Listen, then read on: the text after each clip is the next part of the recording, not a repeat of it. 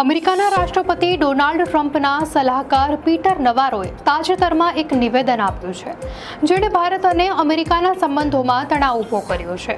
નવારોએ ભારતમાં વડાપ્રધાન નરેન્દ્ર મોદી પર સીધો હુમલો કરતા કહ્યું કે તેઓ ચીનના રાષ્ટ્રપતિ શી જિનપિંગ અને રશિયાના રાષ્ટ્રપતિ વ્લાદિમીર પુતિન જેવા સ્વૈચ્છિક શાસકો સાથે સંબંધ રાખી રહ્યા છે. નવારોએ પીએમ મોદીને મહાન નેતા ગણાવતા કહ્યું કે તેઓ લોકશાહીના નેતા હોવા છતાં પુતિન અને જિનપિંગ જેવા તાનાશાહોની નજીક કેમ જઈ રહ્યા છે.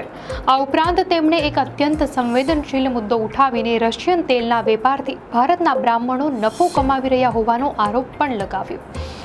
આ નિવેદનને ભારતમાં જાતિગત વિભાજન ફેલાવવાનો એક દુર્ભાવનાપૂર્ણ પ્રયાસ માનવામાં આવી રહ્યો છે. પીટર નવારોએ શાંઘાઈ સહયોગ સંગઠન શિખર સંમેલનમાં ત્રણેય નેતાઓની મુલાકાત બાદ આ નિવેદન આપ્યું છે.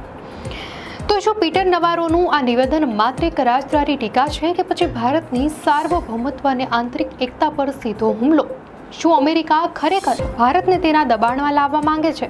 અને શું ભારતના આર્થિક નિર્ણયો પર કોઈ પણ દેશ સવાલ ઉઠાવી શકે છે? આપનું આ અંગે શું કહેવું છે અમને કોમેન્ટમાં ચોક્કસથી જણાવશો.